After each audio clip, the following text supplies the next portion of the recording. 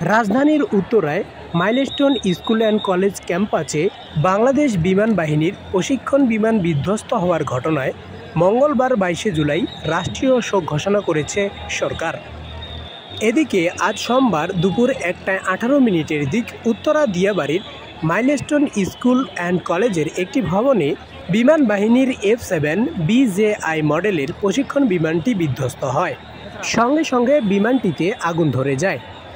রাত 9টা পর্যন্ত মৃত সংখ্যা দাঁড়িয়েছে 20 জন এবং আহত সংখ্যা দাঁড়িয়েছে 171 জন।